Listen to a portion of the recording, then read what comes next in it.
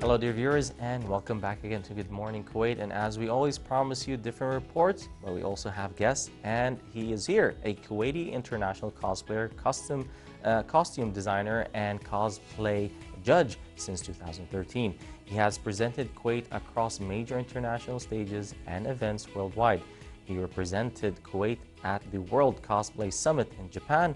His career includes 20+ first-place titles and appearances at more than 40 international events. He has collaborated with globally recognized gaming companies and served internationally as a judge, guest, and workshop host. So let's welcome Majed Alkandari, a professional cosplay. And hello and welcome to the show. Hello, welcome. Thank you. All right. Thank you So let's start off by asking you, what is cosplay in general? Cosplay in general, it's a hobby, and it's a word combined by two words: costume, which is making costumes and creating costumes by the designers, and play, which is performing on stage or on camera. All right. So now that we put that on the side, so what does it mean to you? To me, it's a passion. All Started that day, that year, 2013, and grow until now. All right. And you started in 2013, and it grew up until now with 20+ first places and all of the credentials that you have.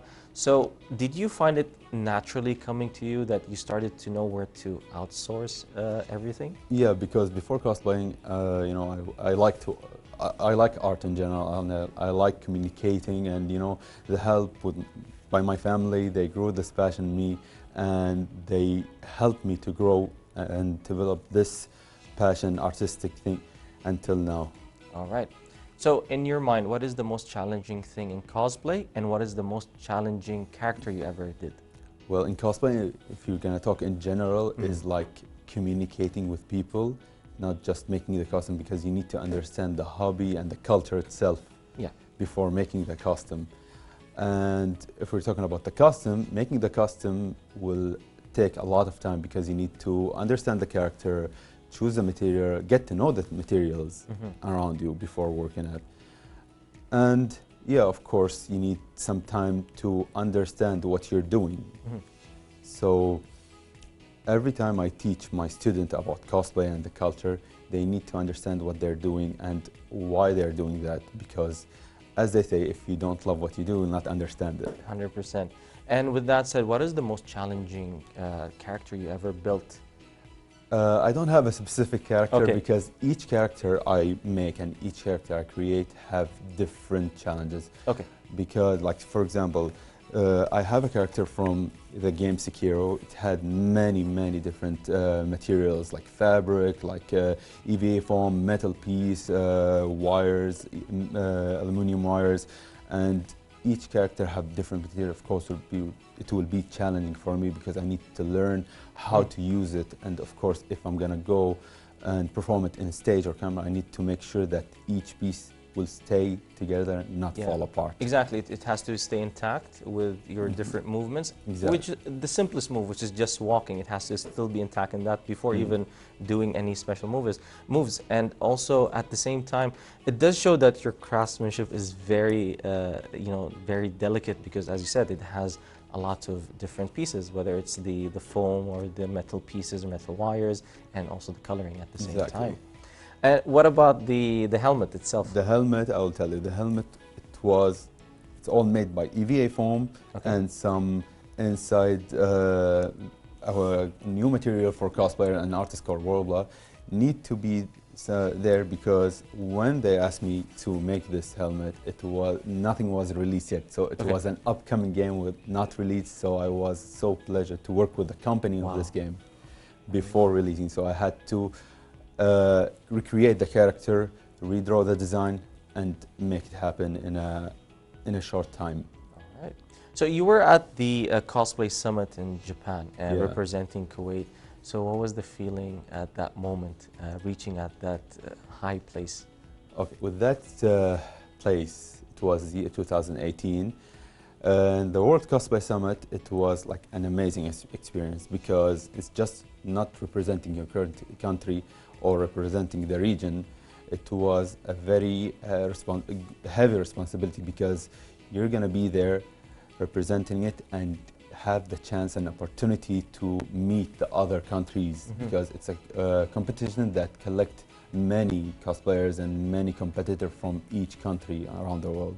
So you will have this little bit stress because it's a competition, but the good side that you will understand more about this hobby and understand how each country work with their costume and how to make it. All right.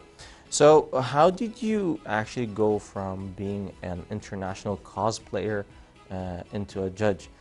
Because for me, I still do my martial arts and I'm still loving the competitive life.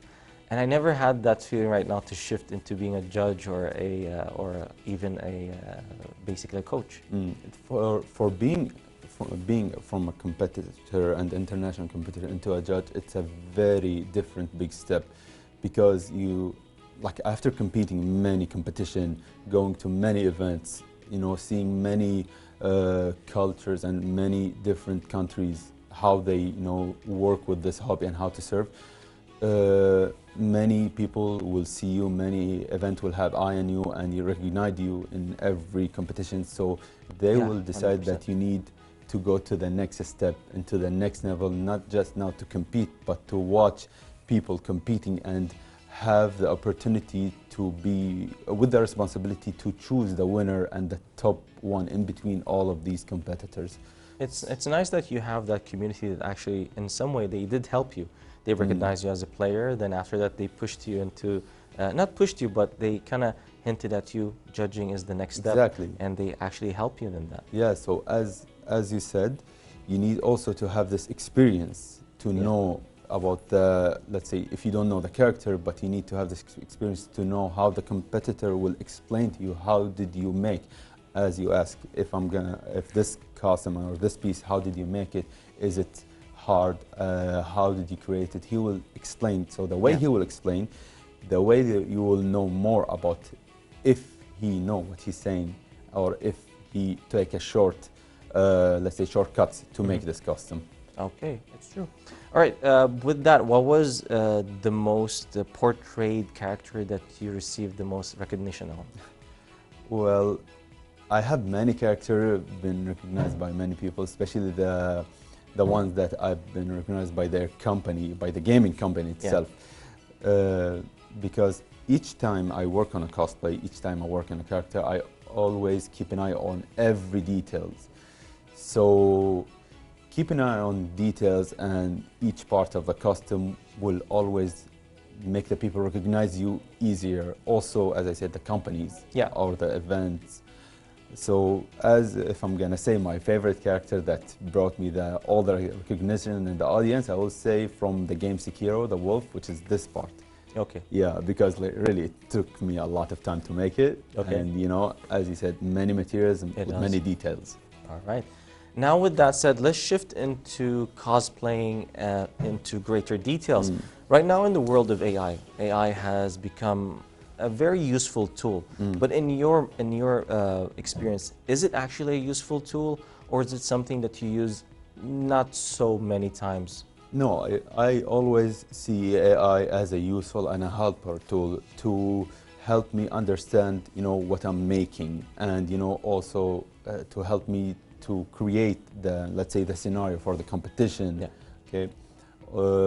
Also, when I will teach my student about AI, I'll always tell them, don't put the 100% responsibility on AI, because you need to be the art who's going to make the costume itself, the piece 100%. Itself. So you need to add your touch as an artist, the human touch.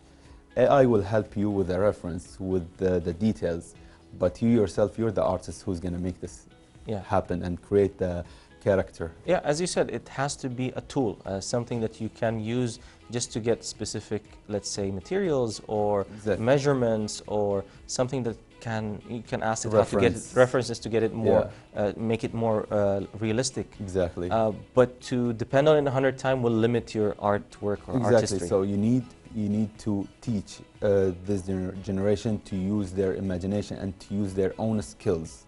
100%. So if they're going to use AI, I have no problem. Use it. Like, that's what I'm saying to my student. But use it as a tool, like use it as a any tool other for tool learning how to make, not as I made this and that's it. Okay, very true. So how does it or how long does it take to actually create, let's say, a good costume? Like, can we basically categorize them? So let's say a beginner, intermediate, and a professional costumes. And why are custom-made costumes or cosplay costumes so expensive? It's always depend on your choice. So if you're gonna choose a costume to compete, or let's say just to showcase, it's always depend on your. Some people, they use many different materials like plastic, metal, you know, sometimes 3D printing to compete, you know, because they need that for the judging panel. So they will impress the judging, and also to, as you said, you get recognitions.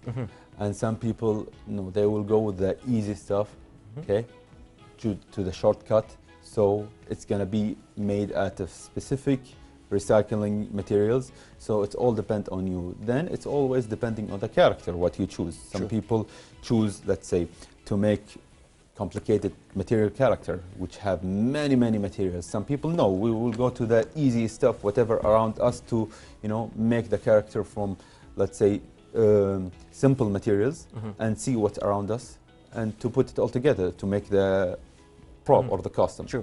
So it's all depend on how you want your character to look and what kind of character you're making. Sometimes when I go into some event and I judge, people take from weeks, let's say days into weeks, to create, you know, this, their favorite, say, simple character.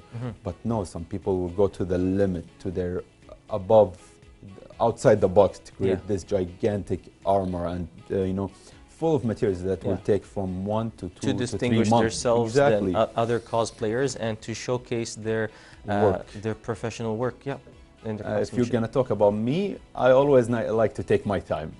If I'm going to compete, like the last competition I competed, I took like a 3 month to finish everything. Like I'm talking about my costume with my partner costume, also the skit and the performance that I'm going to work on. 100%.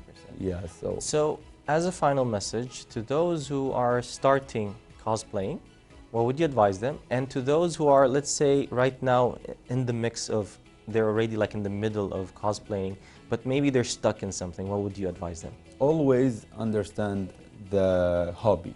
Understand the hobby and what you want. For those who want to start, they need to understand it and love it, because there's a quote, always I'm walking with it, do what you love and love what you do. So you will have the passion to upgrade your skills, develop your work, and understand more about materials.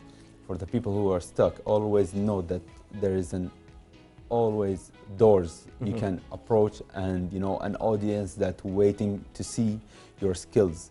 So there is no ending to the knowledge. As much as you learn, as much as you're going to discover, as much as that you're going to be creative with your work. And there's no problem actually asking for help from time to time. Exactly. That's what I teach some people in my workshop, and when I like get invited like into outside countries. You know, last time I was a judge in South Africa, and many people were like approaching because they are beginners and they want to, you know, be in this international level, what to do and how to, you know, get out of this box and have more experience. I always let them know that, as you said, there is no problem asking for help, and you always need to learn more about what you're doing. All right. Well, thank you so much for being with us right here, Mr. Majed, and thank you so much for showing us all your work. And it is pieces of arts that are irreplaceable, as they say. Thank you so much. Thank you. All right, dear viewers, all thanks to our guest, Majed Alkandari, a professional cosplayer and judge. And with that, we're going to go take a quick break, watch this report, and I'll be back for more.